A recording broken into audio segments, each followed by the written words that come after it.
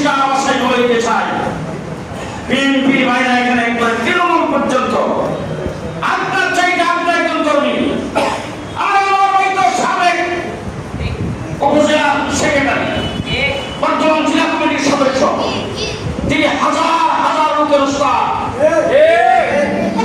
তিনি উড়িয়াইশা জুড়ে বসে নাই।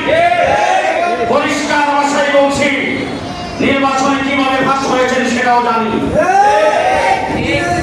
সেটাও জানি। আমার যে সমস্ত কেন্দ্রে আমি মেজরিটি পাচ্ছেন, অর্থাৎ অন্তত 80-90% ভোট পাবো, সেই কেন্দ্রগুলিতে মহড়া দিয়েছে সেনাবাহিনী। মসজিদে দাঁড়িয়ে বলছি আসছে, আমার চর্চা করা, আমার সোহাগপুর, আমার সেই বিজয়নগর, সেই পদন্তি, আমার মোবাইল পাচ্ছি বলে ডিসি সাহেবের পক্ষ থেকে আমাকে একটি মোটরসাইকেল দিয়েছিলেন। সেখানে ইউনিয়নগুলি ঘুরে ঘুরে দেখার জন্য আমার প্রতিনিধি হিসাবে সেই লোকটাকে 4-5 ঘন্টা মোটরসাইকেল সহায়কে রেখেছেন। তার যে ফাঁস করা কাগজ আছে সেই কাগজটা দেখতেও চান নাই। তারপরে তাকে ম্যাজিস্ট্রেটের মাধ্যমে 2000 টাকা জরিমানা করে সেখান থেকে যাচ্ছেন সম্পূর্ণ অবৈধভাবে। ডিসি সাহেবকে ফোন দেওয়ার পরে ডিসি সাহেব বলছেন, না এটাও হতে পারে না, আমি লিখিত কাগজ দিয়েছি, কাগজের ডকুমেন্টস আমার কাছে আছে। এই ধরনের পক্ষপাতিত্ব করে এরপরে প্রশাসন ম্যাজিস্ট্রেটকে বৃদ্ধাঙ্গ দেখিয়েছিল, দেখাইবার পরে প্রশাসনিক নৈরাজ্যে বসছিলেন। 2 দিন পরেই দেখি বা এখন সব নড়াচড়া বন্ধ হয়ে গেছে। ইলেকশন পিরিয়ডে নির্বাচনে আচরণবিধি পদে পদে উল্লঙ্ঘন করেছেন, কিন্তু প্রশাসনকে জানাইবার পরে কোনো অ্যাকশন যায় নাই। সম্পূর্ণ প্রশাসন তার পক্ষে কাজ করেছেন, কাজ ছবির মাধ্যমে, পর্যবের মাধ্যমে। 2 নম্বর কথা আপনাদেরকে আগে আমি ক্ষমা চেয়ে দিচ্ছি আপনাদের কাছে।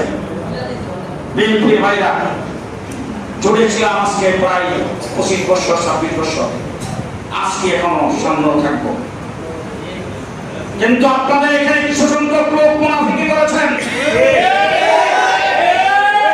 স্কুল সেন্টারে এজেন্ট দিয়েছেন, আমার টাকা পয়সা আমার, দেশ আমার, লোক আমার, কিন্তু সেই লোকটা আসলে রাতের আদায় সেই হাসনা খাদ্য আমার স্কুল আমার।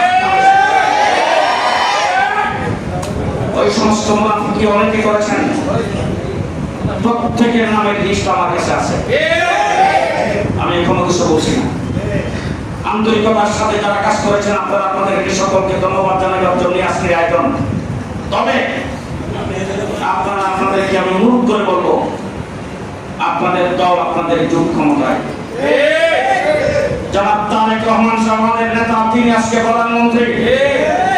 সুতরাং এখানে আরেকজন এই সমাজ তৈরি করবেন, তিনি কারো বাড়ির সামনে নিয়ে যাবেন আর সেখানে স্লোগান দেবেন, সুখ পালন করার জন্য কারো বেশ ধারণ করে শহীদ মিনারে যাবেন, সেখানে কিসের মিছিল আর কিসের স্লোগান। আরেকজন লিডারের বাসার সামনে যায় স্লোগান দিয়া মানুষকে উত্তেজিত করবেন আর সেখানে উস্কানি দিবেন।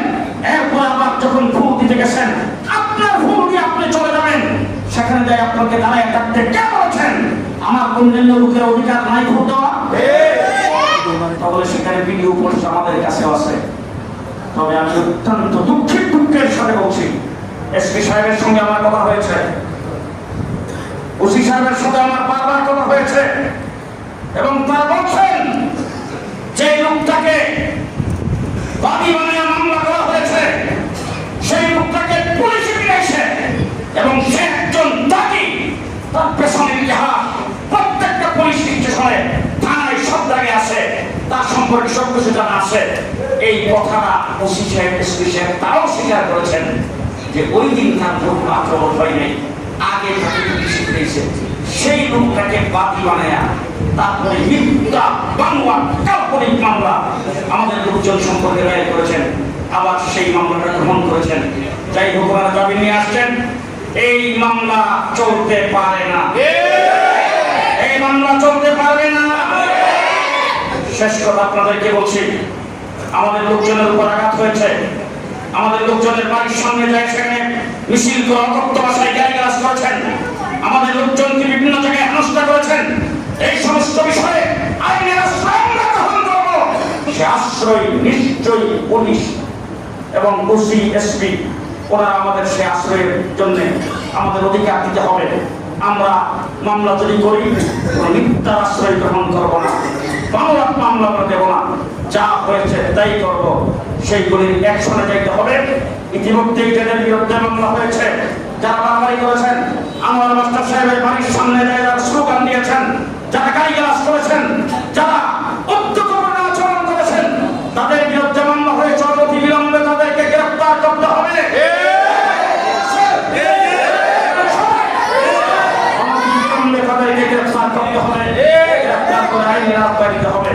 শেষ কথা আমি আপনাদেরকে বলছি, আমরা নির্বাচন করার আগে যেমন ছিলাম এখনো এরকমই আছি। আমার সরকার ক্ষমতায়, আমার জোট ক্ষমতায়, আমার দল ক্ষমতায়, ইনশাআল্লাহ নির্বাচনের আগে যেরকম আপনাদের পাশে ছিলাম, নির্বাচনের পরে এখনো আছি, সামনেও থাকবো ইনশাআল্লাহ। সরাইল যে সমস্ত প্রজেক্ট, যে সমস্ত কাজকর্ম, রাস্তাঘাট, বেড়িবাঁধ, নদী খনন, যাবতীয় বিষয়ে ইনশাআল্লাহ আমার আপনাদের সামনে, আপনাদের কাঁধে কাঁধ মিলে আপনাদের সঙ্গে আমার সেই তৎপরতা জারি থাকবে। যেহেতু সরকার আমি আমার সরকারের সঙ্গে আলোচনার মাধ্যমে সেই উন্নয়ন করার চেষ্টা করবো ইনশাআল্লাহ। যিনি নির্বাচিত হয়েছেন তাকে অনুরোধ করে বলতে চাই, নির্বাচিত হয়েছেন, আপনি নির্বাচন করেছেন, আপনি শপথ গ্রহণ করেছেন, আপনি এই এলাকার এমপি হিসাবে আপনার দায়িত্ব আপনি পালন করবেন।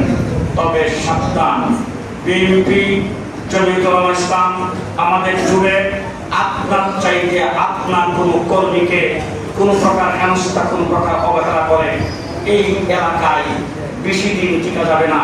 আমরা সবাই ঐক্যবদ্ধ আছি, ঐক্যবদ্ধ থাকবো, যে কোনো ষড়যন্ত্রের তাপ বাংলা জবাব দেওয়ার চেষ্টা। আল্লাহ কবুল করুন, সকলে বলেন আমিন। কিছুক্ষণ